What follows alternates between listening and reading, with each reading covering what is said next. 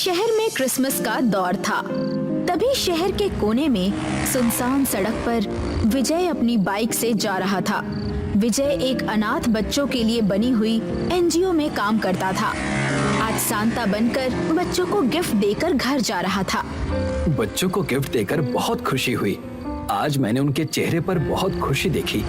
तभी विजय की बाइक अचानक से रुक गई। अरे क्या हुआ? पेट्रोल खत्म हो ही नहीं सकता। कल ही तो टंकी फुल की थी। जरूर इतनी ठंड की वजह से इंजन में कुछ खराबी आई होगी। तभी एक आवाज विजय के कानों में पड़ी। नहीं, खराबी तुम्हारे नसीब में है। विजय इस आवाज से सिहर सा गया। उसके रोंगटे खड़े हो गए। कौन है? किसकी आवाज है ये? अरे भाई सुनो, कौन हो तुम? विजय के सामने एक उसी की तरह सांता क्लॉज का भेष बनाया हुआ आदमी खड़ा था। मैं महेंद्र हूँ। क्या हुआ? तुम इतने डरे हुए क्यों हो? मैं अपने दोस्त के साथ आ रहा था तो उसकी भी बाइक खराब हो गई थी, तो धक्का देकर गराज ले गया। नहीं, कुछ नहीं। तुमने अभी आवाज दी थी? नहीं तो, मैं तो अभी आया। तुम्हारी बाइक खराब हो गई क्या? हाँ, चलते चलते अचानक बंद हो गई। एक मिनट, मैं देखता हूँ। महेंद्र ने बाइक को किक मारी तो बाइक शुरू हो गई। अरे, ये तो स्टार्ट हो गई। तुम्हें कहीं छोड़ना है तो मैं छोड़ देता हूँ। चलो, मुझे बस राजनगर जाना है। राजनगर तो यहीं है। आ जाओ, बैठ जाओ। महेंद्र बाइक पर बैठा और दोनों आगे निकलने लगे। क्या नाम है तुम्हारा? महेंद्र। मॉल में कपड़ों की दुकान पर काम करता हूँ। मालिक ने कहा कि क्रिसमस है तो सांता बन जाओ, तो बन गया।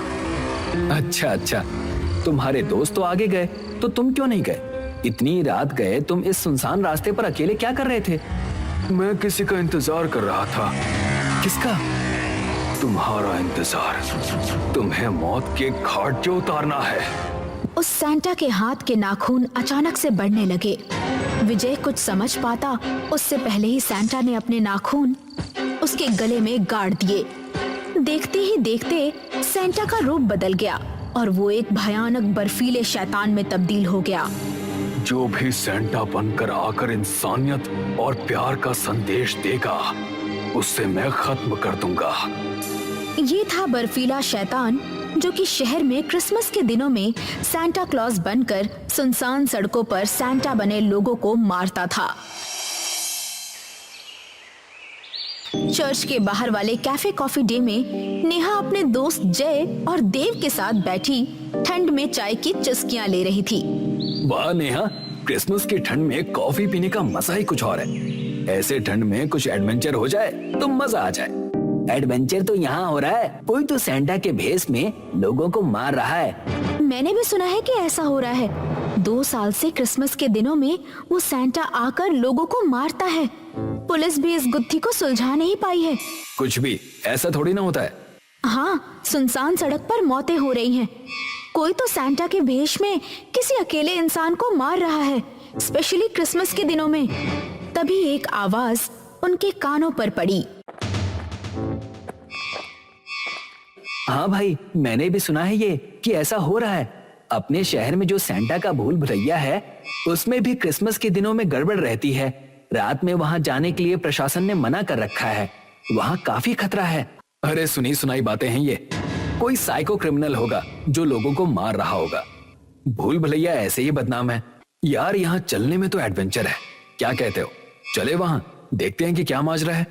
मत जाइए वहाँ। एक बार जाने में क्या ही हर्ज है। एडवेंचर करते हैं ना, चलो। नहीं यार, मुझे डर लगता है। अरे चलना फट्टू, ऐसे ही एक आध चक्कर लगा आएंगे। चल। तीनों वहां से निकले और उन्हें देख रहे वेटर के चेहरे पर मुस्कान दिखाई दी। तीनों दोस्त उस बर्फीले भूल भुलैया में पहुंच गए। देव अभी भी काफी डरा हुआ था। चलते चलते वो काफी अंदर तक पहुंच चुके थे, जहां सांता की विशाल मूर्ति खड़ी थी। उसके हाथ में एक किताब थी। देव ने मूर्ति को देखते ही पीछे हटना चाहा। यहाँ कुछ तो गलत है, मुझे डर लग रहा है। अरे इतना डरता क्यों है? चलना आगे, मूर्ति ही तो है।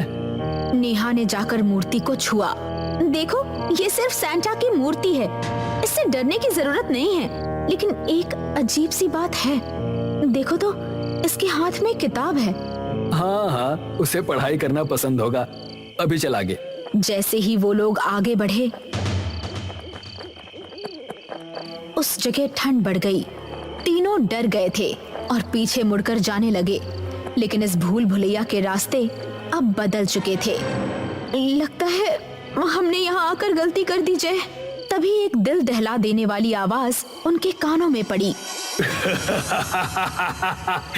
तुम लोगों ने यहाँ आकर गलती कर दी है। तुम लोग यहाँ से कभी निकल नहीं पाओगे। तुम सभी को मरना होगा।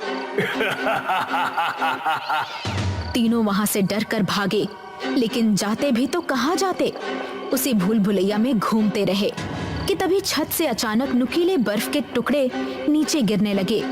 एक टुकड़े ने देव के सर का निशाना साधा और सीधे उसके सिर में धंस गया। देव जमीन पर ढेर हो गया। उसकी मौत हो गई। देव! दोनों दोस्त आगे नहीं भाग सके, इसलिए नेहा पीछे की तरफ भागी और जय अपनी बाईं ओर दौड़ पड़ा। सही कह रहा था वो वेटर, ये जगह बहुत खतरनाक है। लेकिन अब मैं क्या करूं? इस भूल भुलैया से निकलना आसान नहीं है। लगता है मैं भी यहाँ देव की तरह मर जाऊंगा। नेहा सैंटा की बर्फीली मूर्ति के पास पहुंची, लेकिन उसकी आंखें मूर्ति पर स्थिर थी। हमें इस मुश्किल से बचाओ सैंटा, हमारी मदद करो। सैंटा के हाथों से बर्फीली किताब अपने असली रूप में आकर नीचे गिर गई। नेहा ने उसे खोलकर पढ़ा। मतलब हमें जो मार रहा है वो सैंटा नहीं है, एक बर्फीला शैतान है जो सैंटा बनकर लोगों को मार रहा है। मुझे इस भूल भुलैया के बीचों बीच जाकर क्रिसमस ट्री के स्टार को छूना होगा, तभी वो बर्फीला शैतान जम जाएगा और हमें भूल भुलैया से बाहर जाने का रास्ता मिल जाएगा। नेहा वहां से निकल गई। नेहा आगे बढ़ी तो एक बड़ा सा आईना उसके सामने आया, जिसमें नेहा की परछाई दिखाई दे रही थी। अरे ये आईना कहाँ से आ गया? आईने में नेहा की परछाई दिख रही थी। आईने में उसकी परछाई अचानक बदल गई। उसकी जगह सैंटा की परछाई दिखाई दे रही थी। तभी नेहा ने अपने आप को संभाला और वहां से भाग निकली। मुझे जल्द से जल्द उस भूल भुलैया के बीचों बीच पहुंचना होगा। वहीं दूसरी तरफ जय एक कमरे में पहुंचा। जय थक चुका था। एक गुरगुराती आवाज कमरे में गूंजी। तेरा दोस्त तो मर गया है, अब तू भी मरेगा। मेरे भूल भुलैया में आने की तेरी हिम्मत कैसे हुई? तुम इंसानों को मैं आज मौत के घाट उतार दूंगा। जय काफी डर चुका था। तभी बर्फीली दीवार से सैंटा बाहर आया। जय, डरो नहीं, मैं तुम्हें गिफ्ट देने आया हूँ, मौत का गिफ्ट। तभी सैंटा का चेहरा विकृत हुआ और उसकी लाल चमकती आंखें सीधे जय पर टिकी थी। वो जय की तरफ बढ़ने लगा। कमरे के एक कोने में बर्फ में दबा हुआ लोहे का रॉड जय के हाथ लगा। उसने पास आए हुए सैंटा पर वार किया। जय वहां से भाग गया। मैं तुम्हें नहीं छोड़ूंगा, मार डालूंगा। नेहा अब भूल भुलैया के बीचों बीच खड़ी थी। उसे एक क्रिसमस ट्री दिखाई दे रहा था। उस पर लगा हुआ स्टार चमक रहा था। तभी अपनी जान बचाकर जय भी वहां पहुंच गया। नेहा, नेहा, तुम ठीक तो हो ना? हाँ, मैं ठीक हूँ। जय, मुझे यहाँ से निकलने का रास्ता पता चल चुका है। मुझे जल्द से जल्द उस क्रिसमस ट्री के पास जाना होगा और उस स्टार को छूना होगा, तभी हम यहाँ से निकल सकते हैं। तो चलो जल्दी। नेहा, देर मत करो, यहाँ कुछ भी हो सकता है। नेहा आगे बढ़ी। नेहा क्रिसमस ट्री के पास पहुंची। तभी वहाँ शैतानी सैंटा प्रकट हुआ। नहीं, मैं तुम्हें उस स्टार को छूने नहीं दूंगा। दरिंदे, तूने हमारे दोस्त को मारा है, मैं तुझे छोड़ूंगा नहीं। तभी एक बर्फ का बड़ा सा टुकड़ा ऊपर से गिरा और उसने जय के सर को फोड़ दिया। जय की मौत हो गई। जय! अब सैंटा नेहा को पकड़ने ही वाला था कि तभी नेहा ने उस स्टार को छू लिया। तभी शैतानी सैंटा एक बर्फ की मूर्ति में तब्दील हो गया। अगले ही पल वहाँ पर असली सैंटा प्रकट हुआ। नेहा, तुमने मुझे आजाद कर दिया, पर इस सफर में तुमने अपना दोस्त खोया। इसका मुझे दुख है। ये शैतान इंसानियत का दुश्मन है। इसने मुझे इस भूल भुलैया में धोखे से कैद कर लिया था। अपनी शैतानी शक्तियों से मुझे मूर्ति बनाकर यहाँ रखा हुआ था। पिछले कई सालों से हर क्रिसमस को ये मेरा रूप लेकर लोगों को मारता रहा, लेकिन आज तुम लोगों की वजह से इस भूल भुलैया की गुत्थी सुलझ गई। आओ नेहा, यहाँ से बाहर चलें। सैंटा और नेहा भूल भुलैया से बाहर आए। ये कहानी अंबोली गांव की है, जहां इन दिनों 10 सरों वाले सेंटा क्लॉज का आतंक फैला हुआ है। ये 10 सर वाला सेंटा क्लॉज हर रात कब्रिस्तान से निकलकर अपनी काले भेड़ियों वाली गाड़ी में डरावने अंदाज में जिंगल बेल गाता हुआ गांव के अलग अलग मोहल्लों में जाता है और हर दिन अलग अलग मानव अंगों की मांग करता है। इस तरह लोगों को मारकर अपने 10 मुंह से मानव अंगों को बड़े ही स्वाद से खाता है। इस 10 सर वाले सेंटा क्लॉज से पूरा गांव भयभीत हो जाता है। उनके भय को मिटाने और समझाने चर्च के फादर इस गांव में आते हैं। मैं आप लोगों को समझाने आया हूँ, डराने नहीं। फादर, आपकी बात सुनकर तो भूत भी डर गए होंगे, फिर हम तो इंसान हैं। ये 10 सरों वाला सेंटा क्लॉज भूत ही है जो विदेश के कब्रिस्तानों से निकल कर आया है। क्या? विदेशी भूत? अब भूत नहीं, विदेशी सेंटा क्लॉज कहो। फादर, ये 10 सरों वाला सेंटा क्लॉज अपने ही गांव में क्यों आया है? क्रिसमस का त्योहार आने वाला है। ऐसे पवित्र समय में अच्छी आत्माओं को कुछ दिनों के लिए आजाद कर दिया जाता है। ऐसे ही मौके का फायदा उठाकर बुरी आत्माएं भी कब्रिस्तान से भाग निकलती हैं और मौत का आतंक फैलाती हैं। फादर, सेंटा क्लॉज तो लोगों को गिफ्ट देते हैं और खुशियां बांटते हैं, लेकिन ये सेंटा क्लॉज तो सुख के बदले दुख बांट रहा है और गिफ्ट में भी हमें मौत दे रहा है। अभी इस 10 सर के सेंटा क्लॉज से हम अपनी एक जान कैसे बचाएं? इसका एक ही रास्ता है, आप सब सतर्क और सुरक्षित रहें। बस इतना याद रखना है, सावधानी हटी, दुर्घटना घटी। फादर गांव वालों को समझाकर चले जाते हैं। सब लोग 10 सर वाले सेंटा क्लॉज के भय से भयभीत हो जाते हैं। सेंटा क्लॉज का भय मिटाने और गांव वालों में विश्वास जगाने पुलिस उनके पास आती है। 10 सर वाले सेंटा क्लॉज की कहानी हम भी सुन चुके हैं। चर्च के फादर ने पुलिस को भी सावधान कर दिया है। फादर अपनी दिव्य शक्तियों से इस 10 सर वाले सेंटा क्लॉज को पकड़ने की कोशिश कर रहे हैं। निश्चिंत रहें, आप लोग उस सेंटा क्लॉज से सुरक्षित हैं। इंस्पेक्टर साहब, जैसे बातों से पेट नहीं भरता, वैसे ही बातों से डर भी नहीं मिटता। हाँ इंस्पेक्टर साहब, आपसे पहले फादर हमें समझा कर गए थे, लेकिन हमारे मन का डर खत्म नहीं हुआ। हम तो बस अपने परिवार की सुरक्षा चाहते हैं। कैसे भी करके हमें इस जानलेवा सेंटा क्लॉज से छुटकारा दिलाइए। जब तक वो 10 सर वाला सेंटा क्लॉज मारा नहीं जाता, आप सबकी सुरक्षा की जिम्मेदारी पुलिस की है। आज से हमारी ड्यूटी आपके मोहल्ले में है। हम लोग रात भर आपके मोहल्ले में पहरा देंगे। हमारी सुरक्षा के लिए आपका धन्यवाद, लेकिन आप लोग भी अपना ध्यान रखिएगा। सेंटा क्लॉज एक सर का हो या 10 सर का, उसकी इतनी हिम्मत नहीं कि वो पुलिस वालों पर हमला करे। इंस्पेक्टर अपने सहयोगी पुलिस वालों के साथ अति आत्मविश्वास यानी ओवर कॉन्फिडेंस में आकर गांव वालों की सुरक्षा करता है। उधर 10 सरों वाला सेंटा क्लॉज काली भेड़िए की गाड़ी में सवार जिंगल बेल गाता हुआ पुलिस स्टेशन पर धावा बोल देता है और पुलिस वालों को पकड़कर उनके शरीर के अंग खाने लगता है। पुलिस स्टेशन में भगदड़ मच जाती है। सेंटा क्लॉज अपनी शक्ति से पुलिस वालों को जादुई पिंजरे में कैद कर लेता है और एक एक को निकालकर उन्हें कच्चा चबाने लगता है। भागो भागो भागो, अपनी जान बचाओ, कहीं भी छुप जाओ। आज मैं तुम सबका कलेजा खाऊंगा, खून से भरा कच्चा कलेजा। भूत, मुझे छोड़ दो। मैं भूत नहीं, सेंटा क्लॉज हूँ। रावण के जैसे मेरे भी 10 सर हैं और मैं अपने 10 मुंह से 10 लोगों को एक साथ खा सकता हूँ। देखो, ऐसे है। 10 सरों वाला सेंटा क्लॉज अपने सभी मुंह से पुलिस वालों को मारकर उनके कलेजे खाने लगता है।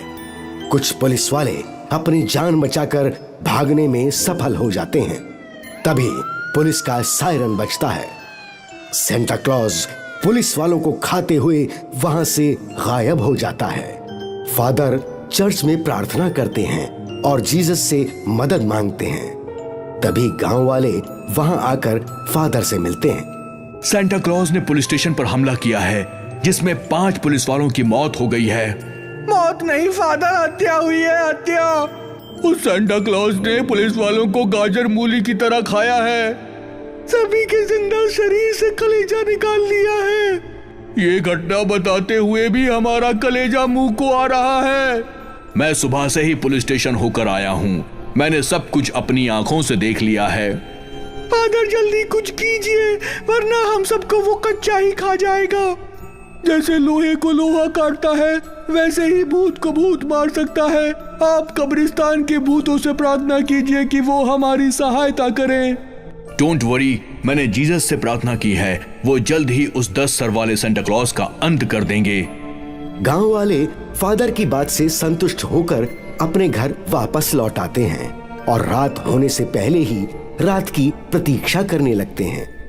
10 सरों वाला सेंटा क्लॉज काले भेड़िए वाली गाड़ी पर सवार जिंगल बेल गाता हुआ अपने शिकार की तलाश में फिर से गांव में आता है और चौपाल में बैठ जाता है।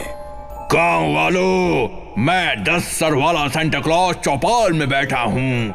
आज मुझे सिर्फ 5 आदमी चाहिए। मैं उन लोगों के मुर्दे खाकर और खून पीकर अपनी भूख मिटाना चाहता हूँ। अपनी मर्जी से मेरे पास आ जाओ, नहीं तो मैं पूरे गांव को उजाड़ दूंगा। 10 सरों वाला सेंटा क्लॉज बहुत देर तक अपने शिकार की तलाश करता है।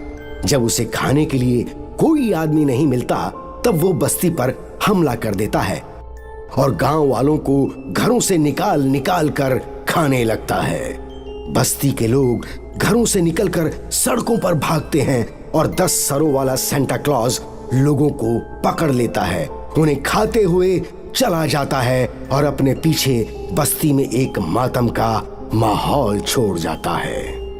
फादर और इंस्पेक्टर गांव वालों के साथ मिलकर सेंटा क्लॉज को पकड़ने की योजना बनाते हैं। फादर, सेंटा क्लॉज ने पूरे गांव को कब्रिस्तान बना दिया है। पुलिस स्टेशन से लेकर चौपाल तक लाशें बिखरी हैं।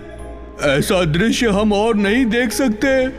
हाँ फादर, अब हम ये गांव छोड़कर जाना चाहते हैं। मैंने इंस्पेक्टर साहब के साथ उस सेंटा क्लॉज को पकड़ने की पूरी योजना बना ली है। हम अपनी योजना पर काम करते हुए आज रात उस 10 सर वाले सेंटा क्लॉज का सर काट देंगे। उसका सर कैसे काटेंगे, तलवार से या जादू से? ये बात गुप्त है, अभी किसी को नहीं बता सकते। जीसस ने मुझसे प्रॉमिस किया है कि आज वो इस सेंटा क्लॉज से पूरे गांव को मुक्ति दिलाएंगे। गांव वाले एक बार फिर फादर पर भरोसा करते हैं। फादर और इंस्पेक्टर उन्हें अपनी योजना बताते हैं कि किस तरह आज रात वो 10 सर वाले सेंटा क्लॉज को घेर कर मारेंगे। गांव वाले भी इस योजना को ध्यान से सुनकर सतर्क और सावधान होकर रात की प्रतीक्षा करने लगते हैं। सूरज डूबने के साथ गांव में अंधेरा होता है और अंधेरे में आतंक मचाने 10 सरों वाला सेंटा क्लॉज हवा में उड़ती हुई अपनी काली भेड़िए वाली गाड़ी में फिर से बस्ती में आता है। Jingle bell, jingle all the bell. गांव वालों, 10 सरों वाला सेंटा क्लॉज फिर आ गया है तुम्हारा कलेजा खाने। आज मैं 5 नहीं 10 लोगों के कलेजे खाऊंगा और जूस की तरह खून भी पीऊंगा। बहुत मीठा है तुम लोगों का खून। Jingle bell, jingle all the bell. बस्ती के 10 लोग अपनी मर्जी से मेरे पास आ जाएं, नहीं तो फिर मौत का तांडव शुरू करूंगा। फादर, इंस्पेक्टर और बस्ती वाले छुपकर सेंटा क्लॉज को देखते हैं। फादर का इशारा पाकर सब लोग अपने अपने हाथों में लिया क्रॉस बाहर निकालते हैं। ये अभिमंत्रित क्रॉस फादर ने बस्ती वालों को दिया है। इससे एक दिव्य किरण निकलती है। सब लोग क्रॉस को सेंटा क्लॉज की तरफ करते हैं और उसकी दिव्य किरण से सेंटा क्लॉज घबरा जाता है। सब लोग क्रॉस लिए सेंटा क्लॉज की तरफ बढ़ते हैं। ये सब क्या है? मैंने 10 लोगों के कलेजे मांगे हैं, यहाँ तो पूरा गांव आ गया। ये लाइट बंद क्यों है? ये लाइट बंद करो। तूने मेरे पवित्र सेंटा क्लॉज को बदनाम किया है। बहरूपिये, बता तू कौन है? आज फादर तेरा हिसाब करेंगे। कब्रिस्तान के शैतान। फादर, आप इसे मंत्र पढ़कर भस्म कर दो। हाँ फादर, गांव वालों को इससे मुक्ति दिला दो। तुम लोग चले जाओ यहाँ से। मुझे सिर्फ 10 आदमी चाहिए और मुझे सिर्फ तू चाहिए शैतान। अपनी पहचान बता। आओ, इसके नजदीक आओ। सब लोग हाथ में क्रॉस लिए सेंटा क्लॉज के पास आते हैं। क्रॉस की रोशनी से सेंटा क्लॉज जलने लगता है।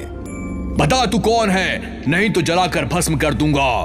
मैं बार्सिलोना के कब्रिस्तान से आया हूँ। मैं इंसान नहीं शैतान हूँ। ऐसे ही रूप बदल कर अपनी शैतानी शक्तियों से आतंक मचाता हूँ, लेकिन अब तुम कुछ नहीं कर पाओगे। मुझे कौन रोकेगा?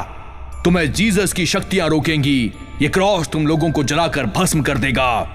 फादर, देर मत कीजिए, इसे जल्दी मारिए।